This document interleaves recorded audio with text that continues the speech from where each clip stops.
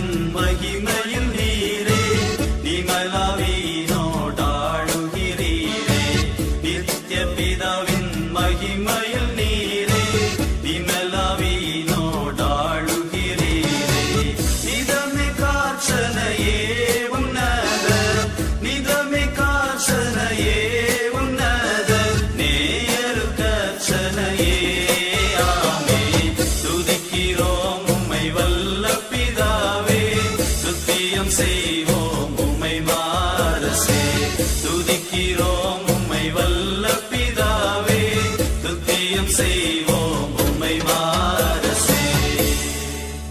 இடைப்பட போகிற கிருபைக்காக நன்றியோடு நாங்கள் துதிக்கிறோம், ஸ்தோத்திரிக்கிறோம். மனுஷன் அப்பத்தினால் மாத்திரமல்ல, தேவனுடைய வாயிலிருந்து புறப்படுகிற ஒவ்வொரு வார்த்தையினாலும் பிழைப்பான் என்ற வார்த்தையின்படி அப்பா நீர் இப்பொழுது நீர் இடைபட வேண்டுமா ஜெபிக்கிறோம். அப்பா அந்த சீசர்களை அனுப்புகின்ற பொழுது பேசுகிறவர்கள் நீங்கள் அல்ல, பிதாவின் ஆவியானவரே உங்கள் மூலமாய் பேசுவார் என்று சொல்லி அனுப்பின தேவன் தாமே இப்பொழுதும் அடியனை மறைத்து உங்களுடைய ஜீவனுள்ள வார்த்தை வெளிப்பட வேண்டுமா ஜெபிக்கிறோம். நீர் பேசும் ஆண்டவரே, நீர் பேசும் எல்லாவற்றையும் எங்கள் இறைவன் இயேசு கிறிஸ்துவின் மூலம் ஏறெடுக்கின்றோம் ஜீவனுள்ள நல்ல பிதாவே, ஆமென். ஹல்லேலூயா, ஹல்லேலூயா. கர்த்தர் கிருபையாய் இந்த ஓய்வு நாளிலே நீங்களும் நானும் ஒருமித்து தேவனை ஆராதிக்கும்படியாய் கர்த்தர் நமக்கு கிருபை பாராட்டியிருக்கிறார். எவ்வளவு பெரிய சிலாக்கியம், அநேகருக்கு கிடைக்காத ஒரு சிலாக்கியத்தை கர்த்தர் நமக்கு கொடுத்திருக்கின்ற அதே வேளையிலே கர்த்தர் இன்றைக்கு திருச்சபையின் மூலமாய் நமக்கு ஒரு காரியத்தை நமக்கு வெளிப்படுத்த சித்தமுள்ளவராய் இருக்கின்றார். இந்த ஓய்வு நாள் பெந்தேகோஸ்தே திருநாளுக்கு பிந்தின 24ஆம் ஓய்வு நாள். இந்த நாளுக்கு என்று தலைப்பு கொடுக்கப்பட்டிருக்கின்றது பெண் குழந்தைகளின் ஞாயிறு. பெண் குழந்தைகளின் ஞாயிறு அவரென்றால் அதற்கு என்ன பொருள் என்று பார்க்கின்ற பொழுது, பெண் குழந்தைகளுக்கான எதிர்காலத்தை உறுதி செய்தல். அப்படின்னா திருச்சபையிலே அமர்ந்திருக்கின்ற நீங்களும் நானும் பெண் குழந்தைகளின் வாழ்க்கையை எதிர்காலத்தை உறுதி செய்வதற்காக அழைக்கப்பட்டிருக்கின்றோம் என்பதை நாம் உணர்ந்து கொள்ள இந்த நாளிலே ஆவியானவர் இடைபடுகின்றவராய் இருக்கின்றார். திருச்சபை ஒரு தலைப்பை குறிக்கின்றது என்று சொன்னால் அது ஏதோ ஒரு நாளில் எடுக்கப்பட்டதல்ல.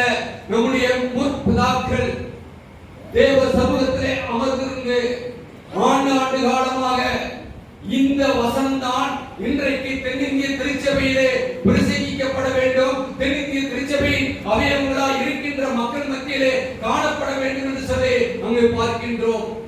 நம்முடைய காரியம் எப்படிப்பட்டதாய் இருக்கின்றது என்பதை நாம் எதிர்கால வாழ்க்கையை நாம் எவ்வாறு பெண் குழந்தைகளுடைய எதிர்கால வாழ்க்கையை எவ்வாறு உறுதி செய்ய இருக்கின்றோம் என்பதை நாம் உணர்ந்து கொள்ள அழைக்கப்படுகின்றோம்.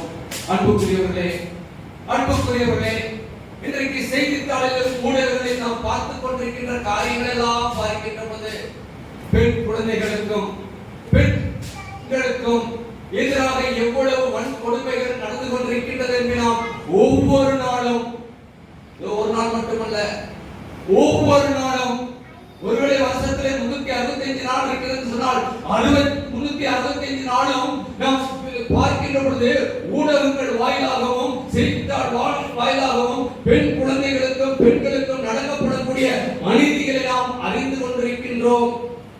அதன் மத்தியிலும் தான் இன்றைக்கு பெண் குழந்தைகள் வாழ்ந்து கொண்டிருக்கின்றார்கள். அப்படின்னு சொன்னால் அவருடைய வேண்டிய வாழ்க்கை தரத்தை உறுதி செய்ய வேண்டியது இன்றைக்கு திருச்சபையில் இருக்கின்ற நம்முடைய கடமையாய் இருக்கின்றது. என்னால் வாழ்கின்ற உலகம் அப்படிப்பட்டதாய் இருக்கின்றது, சமுதாயம் அப்படிப்பட்டதாய் இருக்கின்றது. எங்கும் யாரையும் நம்பி எதையும் செய்துவிட முடியாதபடி, பெண் குழந்தைகளை நாம் விட்டு செல்ல முடியாதபடி இன்னைக்கு அநேக பெற்றோருடைய வாழ்க்கை கண்ணீரோடு கூட இருந்து கொண்டிருக்கின்றது. அவர்களுக்கு பாதுகாப்பை நிலைப்பூட்டுகின்ற நாட்களாய் இந்த நாட்கள் இருக்க வேண்டும். என்றால் பெண் குழந்தைகள் பார்க்கின்ற பொழுது கர்ப்பம் முதல் கல்லறை வரை அவர்கள் பலவிதமான கொடுமைகளை அவர்கள் அனுபவித்துக் கொண்டிருக்கின்றார்கள். நமக்கெல்லாம் தெரியும், பெண் குழந்தை என்று சொன்னால் சிசுவாய் இருக்கின்ற பொழுதே அவர் இன்றைக்கு ஒருவேளை இன்றைக்கு இல்லை என்று சொல்ல முடியாது. அங்கொன்றும் இங்கொன்றும் நடந்து கொண்டுதான் இருக்கின்றது. அப்படின்னா அவர்கள் பெண்ணாக அவர்கள் பிறந்தாலும் பிறப்புக்கு பிற்பாடு அவர்கள் கல்லறை மட்டுமாக அவர்கள் அனுபவிக்கின்ற பாடுகளை நாம் அறிந்திருக்கின்றோம். ஒன்னாண்டு நாட்களிலே அவருடைய எதிர்காலத்தை உறுதி செய்ய நாம் அழைக்கப்படுகின்றோம். முடியுமா? முடியும்.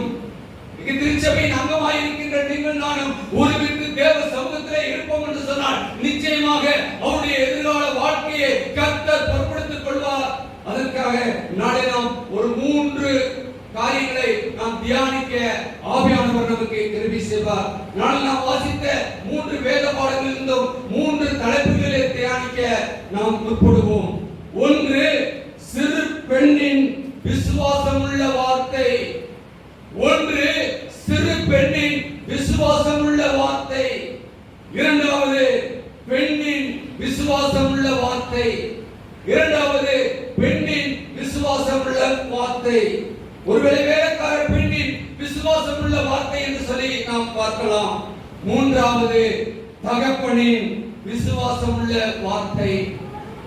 3வது, தகப்பனின் விசுவாசமுள்ள வார்த்தை. வார்த்தை என்று சொல்கின்ற பொழுது நிச்சயமாக நம்முடைய வேத வார்த்தை ஒவ்வொன்றும் ஜீவனுள்ளதாக இருக்கின்றது என்று நாம் அறிந்திருக்கின்றோம். யாவரும் எடுத்துக்கொள்வோம். இன்றைக்கு நாம் வாசித்த 1ஆம் வேத பாடத்தை நாம் எடுத்துக்கொள்வோம். 2 ராஜாக்கள் 5ஆம் அதிகாரத்தை பார்க்கின்ற பொழுது அங்கு ஒரு நடைபெற்ற ஒரு காரியம். என்ன நடைபெற்றது? அங்கு பார்க்கின்றோம், நாகமான் என்கின்ற வீட்டிலே ஒரு பெண் அடிமையாய் வருகின்றாள். இஸ்ரவேல் தேசத்து ஒரு பெண் இங்கே நாகமான் வீட்டிற்கு, சீரியா ராஜா படைத்தலைவனாகிய நாகமான் என்பவனுடைய வீட்டிற்கு அங்கு அடிமை பெண்ணாய் வருகின்றாள். அடிமை என்று சொல்கின்ற பொழுது உங்களுக்கு தெரியும், அடிமையாய் இன்னைக்கு இருக்கின்றோம் என்று சொன்னால் நம்மால் வாய் திறந்து எதுவும் பேச முடியாது. அடிமை என்று சொல்கின்ற பொழுது எதையும் சொல்ல முடியாது. சொல்லுகிறதை கேட்பவன் தான் அடிமை. அடிமைத்தனத்திலே இருந்த ஒரு சிறு பெண் அங்க என்ன சொல்கிறார்? 2ஆம் வசனத்தை வாசிங்க. சீரியாவிலிருந்து தண்ணீர் புறப்பட்டு இஸ்ரவேல் தேசத்திலிருந்து ஒரு சிறு பெண்ணை சிறைப்பிடித்துக் கொண்டு வந்திருந்தார்கள். அவள் நாகமானின் மனைவிக்கு பணிவிடை செய்து கொண்டிருந்தாள். அவள் தன் நாச்சியாரை பார்த்து, என் ஆண்டவன் சமாரியாவில் இருக்கிற தீர்க்கதரிசியிடத்தில் போவாரானால் கனமாயிருக்கும். அவர் இவருடைய குஷ்டரோகத்தை நீக்கி போடுவார். அல்லேலூயா, அல்லேலூயா. சூழ்நிலையை பாருங்கள். அந்த பெண் எதற்காக அங்கு போயிருக்கிறார்? பணிவிடை செய்ய ஒரு அடிமையாய் போயிருக்கின்றாள். ஆனால் அங்கு இருக்கின்ற எஜமானுடைய நிலைமையை கண்ட மாத்திரத்திலே அவளுக்குள்ளாக ஒரு விசுவாசம் வருகின்றது. ஏனென்றால் அங்கு பார்க்கின்றோம், அவர் சமாரியாவில் இருக்கிற தீர்க்கதரிசியிடத்தில் போவாரானால் நிச்சயமாக சுகமாவார் என்று சொல்லி ஒரு விசுவாசம். எவ்வளவு விசுவாசம் சொல்ல முடியுமா? நீங்கள் நானும் மற்றவர்களை பார்த்து இந்த வார்த்தையை சொல்ல முடியுமா? நமக்கே அந்த விசுவாசம் இருக்கிறதா என்பதை நாம் சோதித்து பார்க்கக்கூடிய நாட்களுக்காக இருக்கின்றோம். ஆனால் அந்த பெண் சொல்லுகின்றாள், போனாள். அது எஜமான் அங்கு சுகமான நாச்சியார் என்று சொல்கின்ற பொழுது அங்கு எஜமானி தன்னுடைய எஜமானிடத்தில் சொல்லுகின்றார். சொல்லி மட்டுமல்ல, அங்கு பார்க்கின்ற பொழுது அந்த செய்தி ஒரு நற்செய்தியாய் இருக்கின்றது. அந்த நற்செய்தியாய் இருக்கின்றது. நாகமான் எவ்வளவோ இருக்கின்றான். அவனை பார்க்கின்ற பொழுது மகா பராக்கிரமசாலி. அவனுக்கு அடுத்து எதுவும் இல்லை. அப்படிப்பட்டவனுக்கு ஒரு குஷ்டரோகம். இன்னைக்கு வாழ்க்கையிலே ஆண்டவர் சில காரியங்களை நமக்கு அனுபவிப்பதின் நோக்கம், இன்னைக்கு நாம் பாடுகளுக்குள்ளாக, வேதனைக்குள்ளாக, வியாழத்துக்குள்ளாக இருக்கின்றோம் என்று சொன்னால் நிச்சயமாக கர்த்தருடைய வார்த்தை நம்மிலே வெளிப்பட இருக்கின்றது, நம்மிலே ஜீவன் வர இருக்கின்றது. நாகமான் சென்றான். சென்ற பொழுது நடைபெற்ற காரியத்தை நாம் அறிந்திருக்கின்றோம்.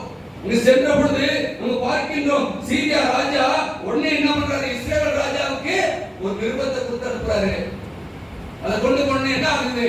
இஸ்ரவேல் ராஜா பார்த்தோம் என்ன சொல்றாரு? நான் என்ன தேவனா? தன்னுடைய வஸ்திரத்தை கிழித்துக்கிட்டு எனக்கு குஷ்டரோகத்தை சுகம் பண்ணும்படி ஆலோசனம். இஸ்ரவேல் ராஜாவினிடத்தில் அவனிடத்தில் இஸ்ரவேல் ராஜாவிடத்தில் அந்த நிருபத்தை கொடுத்தான். அதிலே அந்த நிருபத்தை உம்மிடத்தில் என் ஊழியக்காரனாகிய நாகமான் கொண்டு வருவான். நீர் அவன் குஷ்டரோகத்தை நீக்கிவிட அவனை உம்மிடத்தில் அனுப்பியிருக்கிறேன் என்று எழுதியிருந்தது. ராஜாவுக்கு எழுந்தாரு. ஆனால் அந்த பெண் சொன்னீங்க, அங்க உள்ள தீர்க்கதரிசியிடத்திலே போய் சொல். ஆனால் அவன் செய்த காரியம் என்ற ராஜாவிடத்திலே போகின்றான். இதை கேள்விப்பட்ட எலிசா, 8ஆம் வசனம், இஸ்ரவேலின் ராஜா தன் வஸ்திரத்தை கிழித்துக் கொண்ட செய்தியை தேவனுடைய மனுஷனாகிய எலிசா கேட்டபோது அவன் நீர் உம்முடைய வஸ்திரங்களை கிழித்துக் கொள்வதேன்? அவன் என்னிடத்தில் வந்து இஸ்ரவேலிலே தீர்க்கதரிசி உண்டு என்பதை அறிந்து கொள்ளட்டும் என்று ராஜாவுக்கு சொல்ல அனுப்பினான். அல்லேலூயா, அல்லேலூயா. இன்னைக்கு நீங்கள் நானும் இருக்கின்ற உலகத்திலே தீர்க்கதரிசிகளாய் இருக்க அழைக்கப்படுகின்றோம். தேவனுடைய வார்த்தையை நாம் விசுவாசித்து நாம் தீர்க்க தரிசனம் சொல்ல அழைக்கப்படுகின்றோம். காலகாலமாய் கிறிஸ்தவராய் வாழ்வோம் என்றல்ல, இன்றைக்கு இருக்கக்கூடிய சூழ்நிலையிலே அநேக மக்களை இயேசுவுக்காக நடத்த வேண்டும் என்றால் நீங்கள் நானும் தீர்க்கதரிசிகளாக இருக்க வேண்டும். நம்முடைய வாயிலிருந்து புறப்படுகின்ற ஒவ்வொரு வார்த்தையும் தீர்க்கதரிசன வார்த்தைகளாக இருக்க வேண்டும். அங்கு பார்க்கின்ற பொழுது, அங்கு பாடுகளுக்குள்ளாக இருக்கின்ற பொழுது அந்த வார்த்தையை கேட்ட மாத்திரத்திலே அங்கு என்ன செய்கிறார்? இஸ்ரவேல் ராஜா அந்த நாகமான் குதிரையை என்ன பண்றாரு? எலிசாவிடத்திலே அனுப்பிவிட்டார். 10ஆம் வசனம். அப்பொழுது எலிசா அவனிடத்தில் ஆள் அனுப்பி, நீ போய் யோர்தானில் 7 தரம் ஸ்நானம் பண்ணு. அப்பொழுது உன் மாமிசம் மாறி நீ சுத்தமாவா என்று சொன்னான். பாருங்க, ஒரு தீர்க்கதரிசி இடத்துல ஒரு ஆள் போற பராக்கிரமசாலி ஆளு, வேறு தேசத்துக்காரன். ஆனா அந்த தீர்க்கதரிசி பண்ணது என்ன? தாம்போல ஆள் அனுப்பி தீர்க்கதரிசியுடைய காரியங்களை பாருங்கள். ஆள் அனுப்பி சொல்லினார், நீ போய் யோர்தான்ல 7 தரம் உனக்கு சுத்தமாகும். கேட்ட மாத்திரத்துல உனக்குள்ளாக ஒரு கோபம் அங்க பார்க்கின்ற பொழுது அடுத்தது வர அவன் கோபம் கொண்டுட்டு, இல்ல எங்க எல்லாம் தனியா, எங்க எல்லாம் நதியா, இங்க உண்டு என்று சொல்லி அவன் சொல்லுகிறான். சொல்லுகின்ற பொழுது அந்த வேலைக்காரர்கள் என்ன சொல்றாங்க? அவன் ஊழியக்காரர்கள் சமீபத்தில் வந்து யாரு? நாகமான்ட்ட அவன் கோபத்துல இருக்கிறப்ப பக்கத்துல வந்து என்ன சொல்றாங்க? தகப்பனே, அந்த தீர்க்கதரிசி ஒரு பெரிய காரியத்தை செய்ய உனக்கு சொல்லி இருந்தால் அதை நீ செய்வீரல்லவா? ஸ்நானம் பண்ணும், அப்பொழுது சுத்தமாவீர் என்று அவர் உம்மோடே சொல்லும்போது அதை செய்ய வேண்டியது எத்தனை அதிகம் என்று சொன்னார். ஒண்ணு சொல்ல என்ன சொல்றாரு? அவர் இதை பண்ண, அதை பண்ண, இதை கொண்டா, அதை கொண்டா, நீ கொண்டு வந்த பொண்ணு பொருளை எனக்கு கொடுத்துட்டு போறது சொன்னாரா? அதிகமா கேட்டாரா? இல்லையே. நீ ஸ்நானம் பண்ணு. இது ஒரு மனிதன் பண்ண வேண்டிய, அனுதினம் பண்ண வேண்டிய காரியம். அதைத்தான பண்ண சொல்றாரு. இதற்கு ஏன் அவ்வளவு கோபப்படுறேன்னு சொல்லி சொன்ன மாத்திரத்துல அங்க பார்த்த 4ஆம் வசனத்துல அவன் இறங்கி தேவனுடைய மனுஷனின் வார்த்தையின்படியே யோர்தானில் 7 தரம் மூழ்கின போது அவன் மாமிசம் சிறு பிள்ளையின் மாமிசம் போல மாறி அவன் சுத்தமானான். அல்லேலூயா, அல்லேலூயா. பாரு என்ன செஞ்சான்? ஒரு புளியல் புளிக்கிறான். தேவ மனிதர் புளிச்சிரு. அதையும் அவன் விசுவாசம் நமக்குள்ளாக விசுவாசம் இருக்கின்ற பொழுது சொல்லப்படுகின்ற காரியம் யார் சொல்லுகிறார்கள் என்றல்ல, கடவுள் கிரியை செய்கின்றவராய் இருக்கின்றார் என்பதை நாம் அறிந்து கொள்ள அழைக்கப்படுகின்றோம். என்ன நாம் பார்க்கின்ற பொழுது ரோமர் 8ஆம் அதிகாரம் 28ல பார்க்கின்ற பொழுது அன்றியும் அவரின் தீர்மானத்தின்படி அழைக்கப்பட்டவர்களாய் இருக்கிறவர்கள் தேவனுக்கு அன்பு கூறுகிறவர்களுக்கு நன்மைக்கு ஏதுவாய் நடக்கிறது என்று அறிந்திருக்கின்றோம். அல்லேலூயா, அல்லேலூயா. நம்முடைய வாழ்க்கையிலே பாடுகள் உண்டு. நாகமானுடைய வாழ்க்கையிலே பாடுகள் இருந்தது. ஆனால் தீர்க்கதரிசி சொன்ன மாத்திரத்திலே அந்த தீர்க்கதரிசன வார்த்தை, அந்த ஜீவனுள்ள வார்த்தையை அவன் ஏற்றுக்கொண்ட மாத்திரத்திலே என்ன ஆயிட்டான்? சிறு பிள்ளையைப் போல ஆண்டவரத்திலே கொண்டு பொழுது என்ன சொல்றார்? சிறு பிள்ளையை வருவதற்கு இடம் கொடுங்கள். தேவனுடைய ராஜ்யம் அப்படிப்பட்டவர்களுடையதாக இருக்கிறது. சிறு பிள்ளையைப் போல இன்னைக்கு நம்முடைய வைராக்கியம் இன்னைக்கு சிறு பிள்ளைகளிடத்திலே காணப்படுகின்ற காரியம் நம்மிடத்திலே காணப்படுகின்றதா? இன்னைக்கு சிறு பிள்ளைகளை பார்க்கின்றோம், அடிச்சுக்கிறாங்க, 2 பேர் அடிக்கிறாங்க, அடிச்சோடனே என்னது, அது பெரியவங்க பாக்குறாங்க, பெரியவங்க 2 பேரும் சண்டை போடுறாங்க, சண்டை நடந்துட்டு இருக்கு, ஊரே கூடிருச்சு. கடைசியில பார்த்துட்டு என்ன பண்ணுது, சின்ன பிள்ளை 2 பேரும் என்ன பண்றாங்க, 2 பேரும் ஒரு நாள் தோலை போட்டு கையை போட்டு பிரச்சனை சிறு பிள்ளைகள் மறந்து விடுகின்றது. ஆனால் இன்னைக்கு நம்முடைய வாழ்க்கையிலே மறக்க முடியாமல் வைராக்கியத்தோடு கூட இன்னைக்கு நாம் வாழ்ந்து கொண்டிருக்கின்றோம். ஆனால் ஆண்டவர் சொல்லுகிறார், நீங்கள் சிறு பிள்ளையை போல ஆகாவிட்டால் தேவனுடைய ராஜ்யத்திலே பிரவேசிக்க மாட்டீர்கள். நம்முடைய சரீரம் சிறு பிள்ளையின் சரீரம் போல மாறினது என்று பார்க்கின்றோம். அன்புக்குரியவர்களே, நம்முடைய பாடுகளின் மத்தியிலும் கர்த்தருக்கு மகிமை உண்டாக நாம் இருக்க அழைக்கப்படுகின்றோம். நாம் சங்கீதக்காரனுடைய வாழ்க்கையிலே பார்க்கின்றோம். 119 சங்கீதம் 71 சொல்கின்ற பொழுது, நான் உபத்திரவப்பட்டது எனக்கு நல்லது, அதனால் உம்முடைய பிரமாணங்களை கற்றுக்கொள்கிறேன். நம்முடைய உபத்திரவத்தின் மத்தியில் தான் கர்த்தருடைய பிரமாணங்களை நீங்கள் நானும் கற்றுக்கொள்ள முடியும். அப்படின்னா உபத்திரமே இல்லாத வாழ்க்கை அல்ல. இன்னைக்கு நம்மை பயக்கின்ற மக்கள் முன்பின் தெரியாத மக்கள். பார்த்த மாத்திரத்திலே அவர்களுக்கும் நமக்கும் பயம் உண்டாகின்றது. அதற்கு காரணம் என்ன என்று இதுவரைக்கும் நீங்கள் நான் யோசித்துக் கொண்டிருக்கின்றோம். நீங்க அனைவருடைய வாழ்க்கையிலே ஆனால் இதற்கெல்லாம் காரணம் நாம் உபத்திரப்படுவது நமக்கு நல்லது. எவர்களை உபத்திரப்படுத்தாலும் நான் அது சங்கீதக்காரனுடைய அனுபவம், நான் உம்முடைய பிரமாணங்களை கற்றுக்கொள்கிறேன். அல்லேலூயா, அல்லேலூயா. இரண்டாவதாக பார்க்கின்ற பொழுது, வேலைக்கார பெண்ணின் விசுவாசம் உள்ள வார்த்தை. வேலைக்கார பெண்ணின் விசுவாசம் உள்ள வார்த்தை. நாம் வாசித்த அப்போஸ்தலர் நடவடிக்கை 12வது அதிகாரத்தை எடுத்து வைத்துக் கொள்வோம். அதில் பார்க்கின்ற பொழுது நடைபெறுகின்ற காரியம் பாருங்கள். அங்கு 11 பார்க்கின்ற பொழுது பேதுரு என்ன பண்றாரு, புத்தி தெளிந்து என்ன பண்றாரு, பரவசனம். பேதுருவுக்கு தெளிவு வந்தபோது ஏரோதின் கைக்கும் யூத ஜனங்களின் எண்ணங்களுக்கும் என்னை விடுதலையாக்கும்படிக்கு கர்த்தர் தம்முடைய தூதனுக்கு அனுப்பினார் என்று நான் இப்பொழுது மெய்யாய் அறிந்திருக்கிறேன் என்றான். அல்லேலூயா. பாருங்க, பேதுரு எங்க இருக்கான், சிறைச்சாலையில இருக்கான்.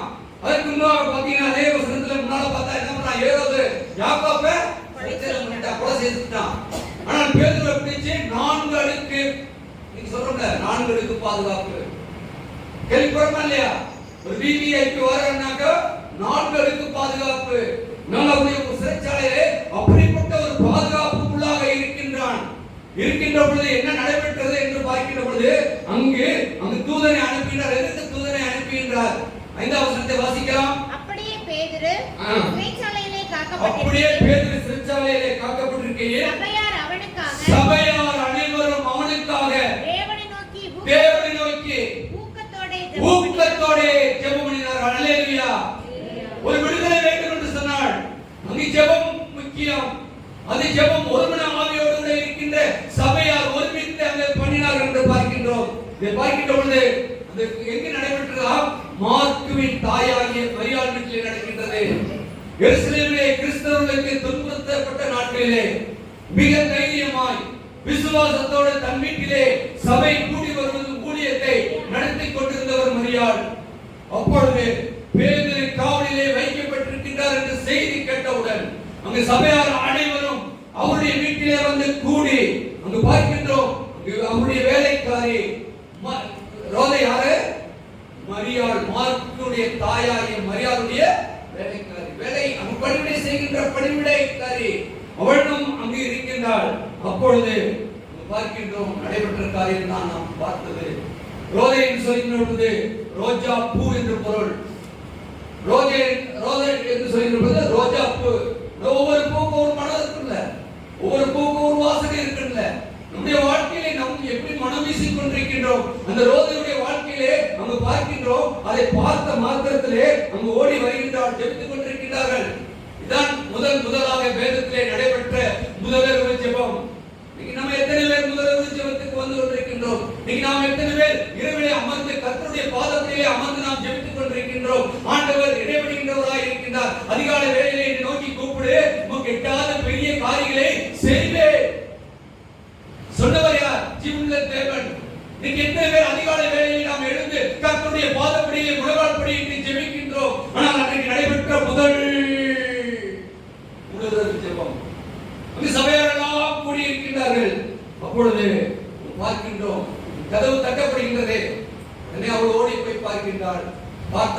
நேரத்திலே அவன் கதவை திறந்தானா?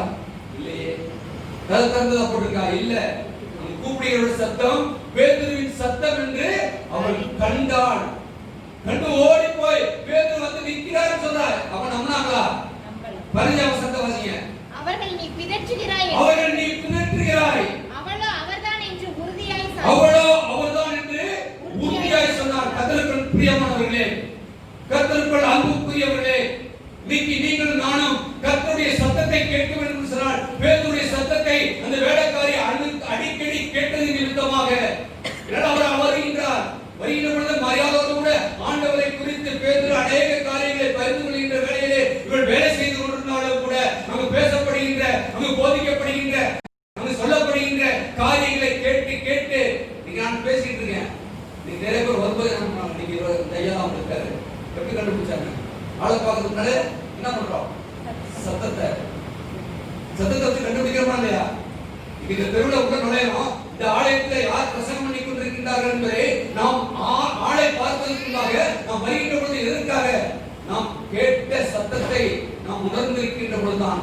அவனால் அந்த வேலைக்கார பெண் பேதுருடைய சத்தத்தை, பேதுரு எப்பொழுதெல்லாம் வந்து ஆண்டவரை குறித்து சொன்னாலோ அந்த வார்த்தையெல்லாம் கேட்டது நிமித்தமாக அங்கு திறப்பதற்கு முன்பாகவே பேதுரு என்று சொல்லி அவர் நிச்சயித்தார் என்று பார்க்கின்றோம்.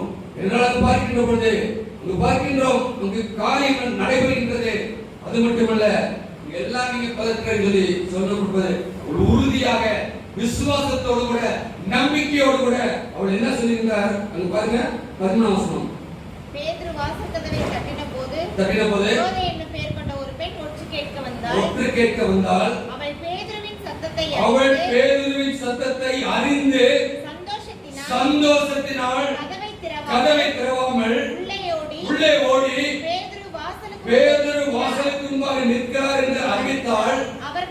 அவர்கள் நீ பிதற்றுகிறாய் என்றால் அவளோ அவர்தான் என்று உறுதியாய் சாதித்தால் அப்போது அவருடைய தூதனாய் இருக்கலாம் என்று பாருங்க. அவன் ஒரு வைராக்கியத்துள்ள ஒரு வார்த்தை, இந்த விசுவாசத்துள்ள ஒரு வார்த்தை சொல்லிட்ட பொழுது அங்கே எவ்வளவோ காரியங்கள் இருக்கின்றது.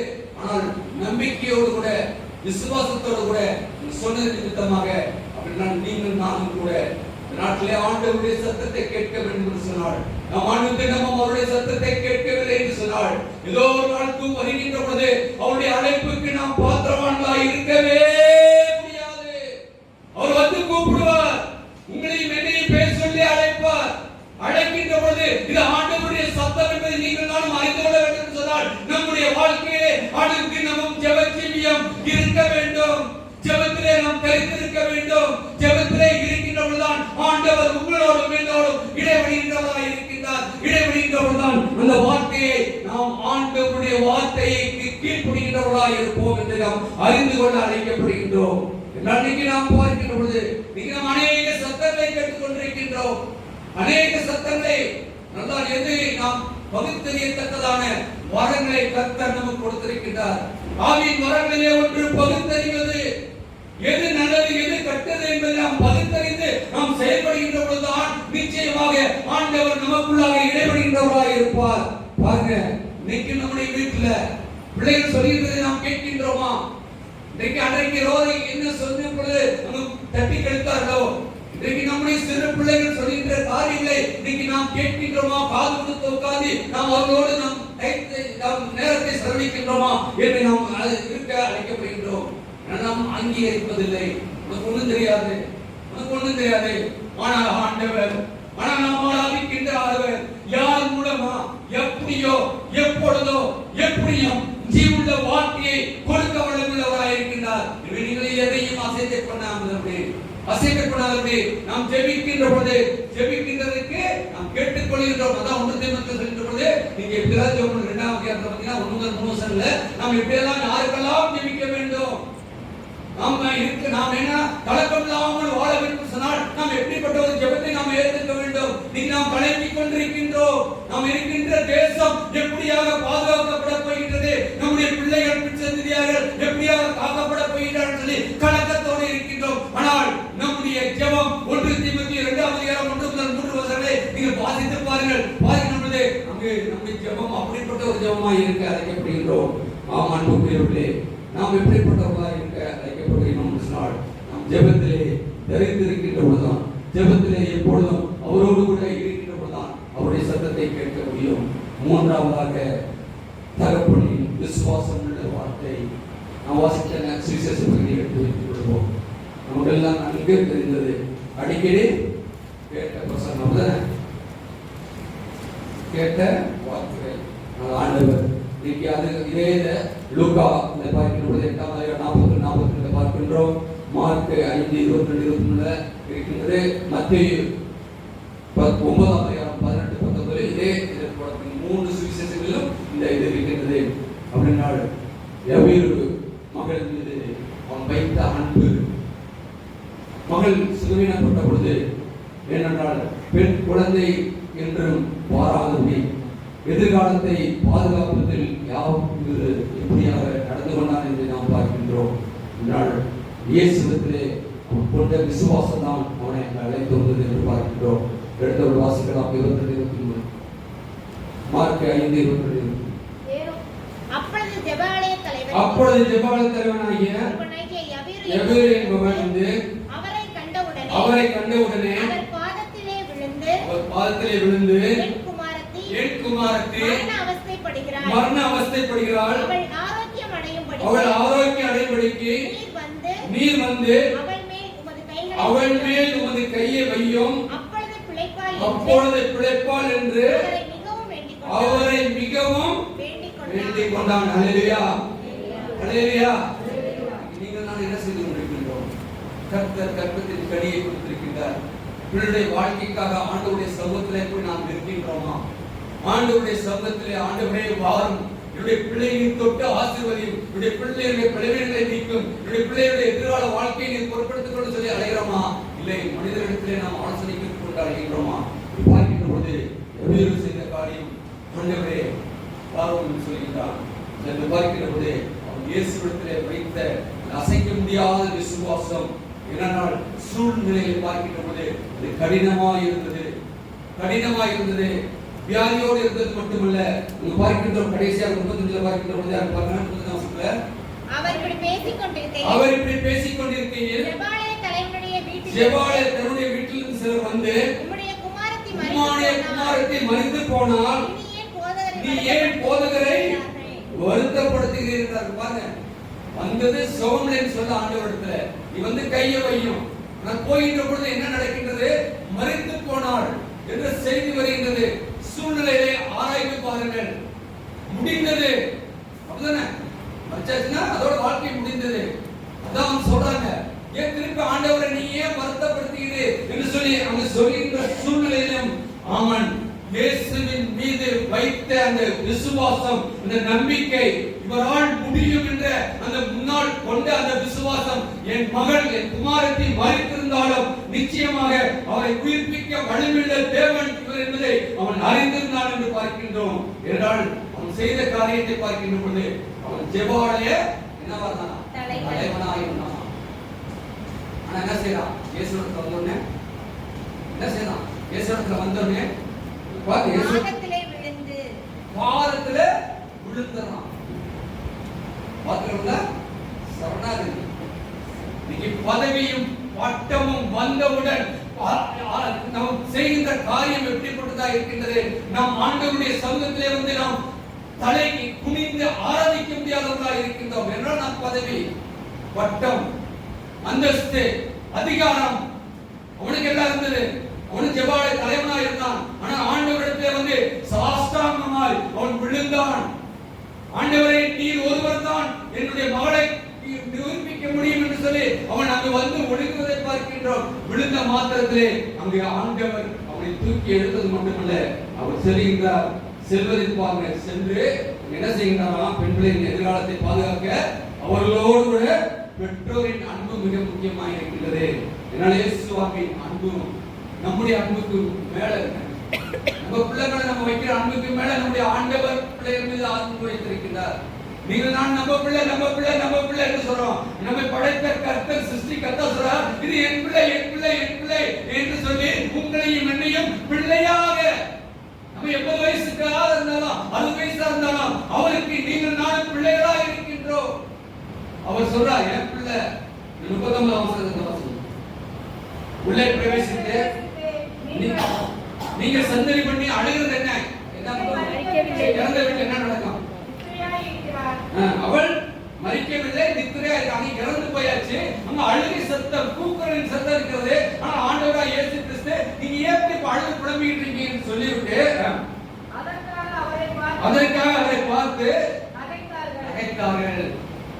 எல்லாரையும் வெளியே போக பண்ணி பிள்ளையின் தகப்பனையும் தாயையும் தம்மோடு வந்தவர்களை மறைத்துக் கொண்டு பிள்ளை இருந்த இடத்தில் பிரவேசித்து பிள்ளையின் கையை பிடித்து தனித்தாதுமி என்றார். அதற்கு சிறுபெண்ணே எழுந்திரு என்று உனக்கு சொல்லுகிறேன் என்று அர்த்தமா? உடனே சிறு பெண் எழுந்து ஹல்லேலூயா, ஹல்லேலூயா. ஆண்டவருடைய அதிசயமான அற்புதமான வழிநடத்துதலை இன்னைக்கு நீங்கள் நானும் உணர்ந்து கொள்ள வேண்டும். சிறுபிள்ளைகளுடைய எதிர்காலத்தை குறித்து சிந்திக்கின்ற வேளையிலே நீங்கள் நானும் எப்படிப்பட்ட காரியத்துக்குள்ளாக இருக்க வேண்டும்? ஆண்டவர் மீது அசைக்க முடியாத நம்பிக்கை, வலுவாத நம்பிக்கை. அவர் சொல்லுகிறார், லாரி அனுப்பிவிட்டு அவர் சிறு பெண்ணே எழுந்து ஒரு வார்த்தை சொன்னா போதும், ஒரு வார்த்தை சொன்னா போதும். நாங்கள் பார்க்கின்றோம், சிறு பெண்ணே எழுந்திரு என்று சொல்லி நாங்கள் பார்க்கின்றோம். உயிரோடு எழுந்து நடந்தாள் என்று சொன்ன அவருடைய வயது 12 வயது. 12 வயதுள்ள ஒரு சிறுமி ஆண்டவர் எவ்வளவு அன்பு வைத்திருந்தார். இந்த மகன் மீது எவ்வளவு அன்பு வைத்திருந்தார். அந்த தகப்பனாருடைய விசுவாசத்தை கண்ட ஆண்டவர் அந்த மரித்து போன பெண் குழந்தையை உயிரோடு எழுப்பினாரே. நம்முடைய வாழ்க்கையிலே நாம் எப்படியாக இருந்து கொண்டிருக்கின்றோம் என்று நாம் அறிந்து கொள்ள அழைக்கப்படுகின்றோம் என்றால் நாம் உறுதி செய்ய அழைக்கப்பட்டிருக்கின்றோம். பெண் குழந்தையுடைய வாழ்க்கையை நாம் உறுதி செய்ய அழைக்கப்படுகின்றோம். பெண் குழந்தைகள் சொல்லியிருப்பது நிச்சயமாக நாட்டிலே ஆண் என்றும் பெண் என்றும் இல்லை, எல்லாரும் சரிசமமாக வாழ்ந்து கொண்டிருக்கின்றார்கள். அநேக குடும்பங்களிலே அவர்களுக்கு எல்லா உரிமையும் உண்டு.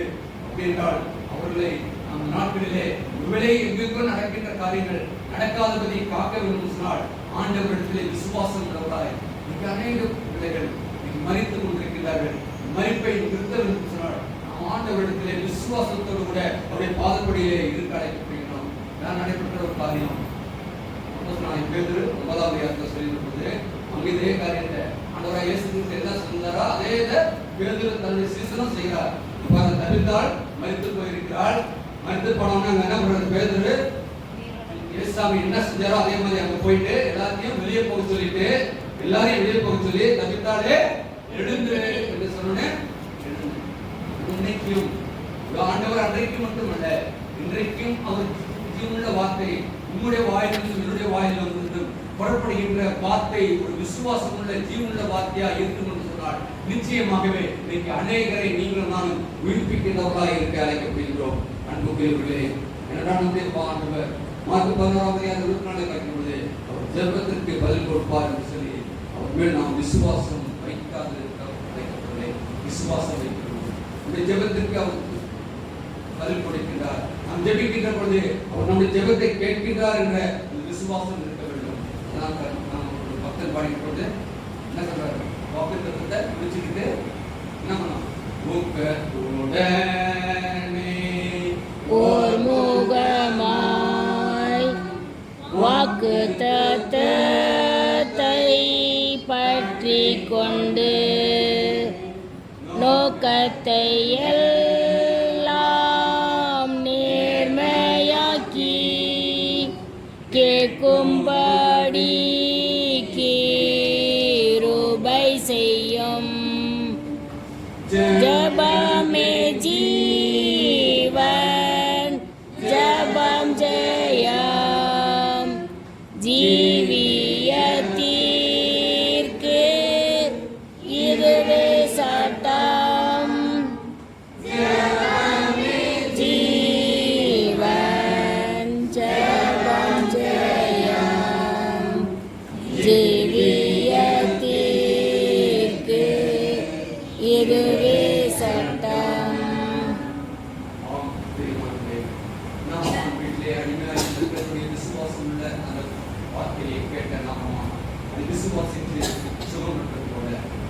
அந்த ரோதை என்னும் பெண் பேதுருடைய சத்தத்தை கேட்டு விசுவாசத்தோடு கூட சொல்லி விசுவாசத்துக்குள்ளாக வளர்ந்தது போல இவருடைய விசுவாசத்தை கண்டு உடைய மகளை உயிர்ப்பித்த ஆண்டவர் இன்றைக்கும் நம்மோடு கூட இடைவெளிகிறதாக இருக்கிறார். நாம் கேட்ட சத்தியத்தை நம்முடைய இருதயத்திலே நிலைநிறுத்தி வரக்கூடிய நாட்களிலே நிச்சயமாக நீங்கள் நானும் நமக்கு மட்டுமல்ல விசுத்திருக்கின்ற பெண் பிள்ளைகளுடைய எதிர்காலத்தை நாம் உறுதி செய்ய நாளிலே தேவைப்பட்டாமே உங்களுக்கு எனக்கும் கிருபை செய்வாராக. ஆமென்.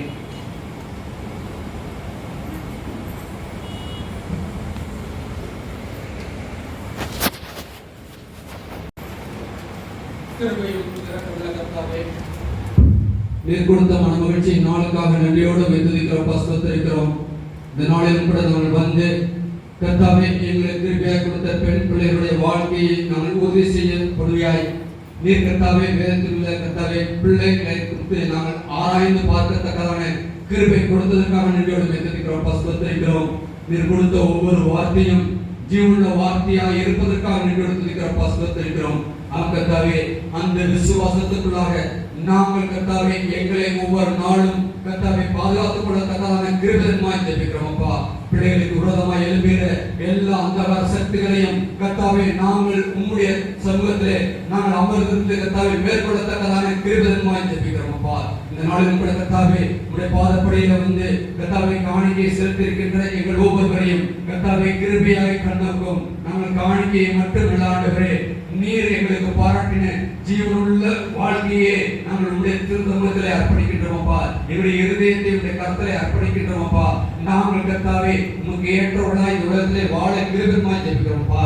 விசேஷமாய் கர்த்தாவே இந்த நாளில் கூட கர்த்தாவே உடைய திரு சமூகத்திலே வந்த திருமதி பிலாஜாஸ்மிகாவுடைய பாதத்திலே வருகிறோம். கடந்த நாட்களிலே அவர்களுக்கு ஏற்பட்ட விபத்திலே கர்த்தாவே நீர் அவர்களை பாதுகாத்தீரே. நன்றியோடு நாங்கள் துதிக்கிறோம், ஸ்தோத்திரிக்கிறோம். உம்முடைய சர்வ வல்லமையுள்ள கரம் அவர்களை தாங்கினதற்காக நன்றியோடு துதிக்கிறோம், ஸ்தோத்திரிக்கிறோம். எடுத்துக்கொண்ட எல்லா சிகிச்சையும் கர்த்தாவே நீர் அங்கீகரித்து கர்த்தாவே இந்த நாளில் சுகத்தோடு கூட உம்முடைய சன்னிதானத்திலே வந்து உமக்கு நன்றி ஸ்தோத்திரப்படியே ஏறெடுக்கும்படியாக நீர் பாராட்டின கிருபைக்காக நன்றியோடு துதிக்கிறோம், ஸ்தோத்திரிக்கிறோம். முழு குடும்பத்தையும் நீர் பாதுகாத்துக் கொள்ளும். அவர்களுக்கு வேண்டிய எல்லா விதமான காரியங்களை நீர் பொறுப்படுத்த வழிநடத்தலுமாய் ஜெபிக்கிறோம்ப்பா.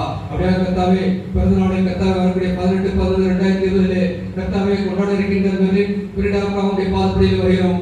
கர்த்தாவே கடந்த ஆண்டு முழுவதும் மகளை நீர் கர்த்தாவே கண்மொழி போன்று பாதுகாத்தீரே. வேண்டிய எல்லா விதமான ஒத்தாசை நீர் பத்திருந்து கொடுத்தீரே.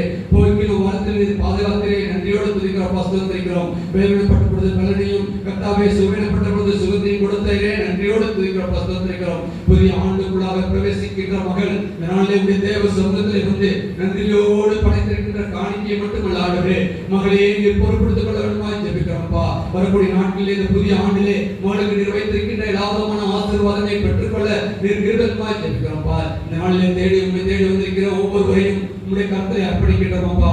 கர்த்தாவே பெரியவர் முதல் சிறியோர் வரை கர்த்தாவே உம்முடைய வல்ல கரத்தை நீட்டி தொட்டு ஆசீர்வதிக்க வேண்டுமாய் ஜெபிக்கிறோம்ப்பா.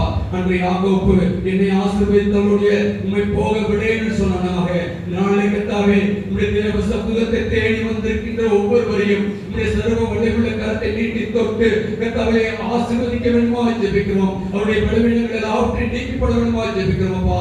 பலவீனத்தோடு வந்திருப்பார்கள் சொன்னால் போகின்ற பொழுது கர்த்தாவே அவர்களுக்கு பூர்ண பலத்தோடு சரத்தக்கதான கிருபையாய் ஜெபிக்கிறோம்ப்பா.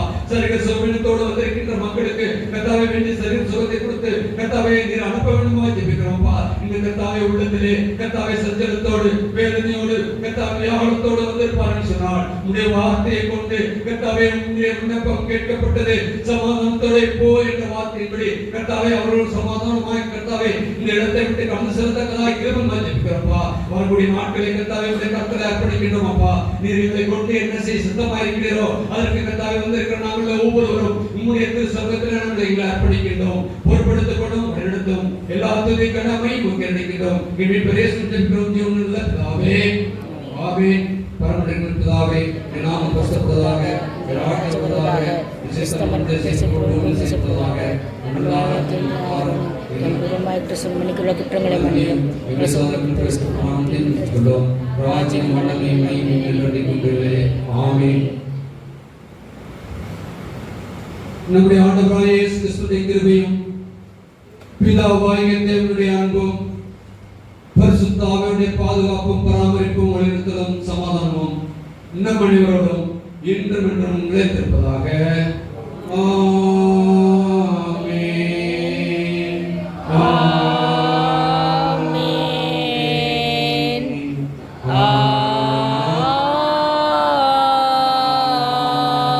ஆமென். இப்பொழுதாக தெய்வாசல்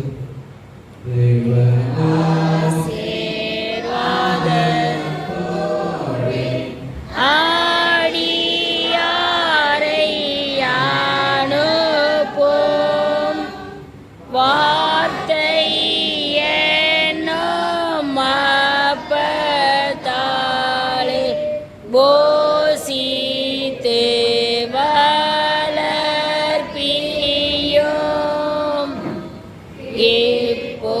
இப்போதும்மை தேடி வந்து மனதார போற்றினோம்.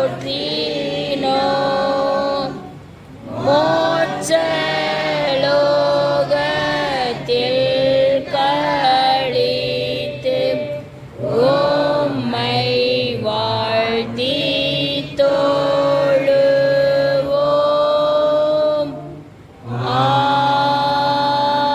ஆமென். கர்த்தரானவர் உங்களோடு இருப்பாராக. சமாதானத்தோடு சென்று வாருங்கள். கர்த்தருடைய நாமத்தினாலே ஆமென். எல்லாருக்கும் ஸ்தோத்திரம்.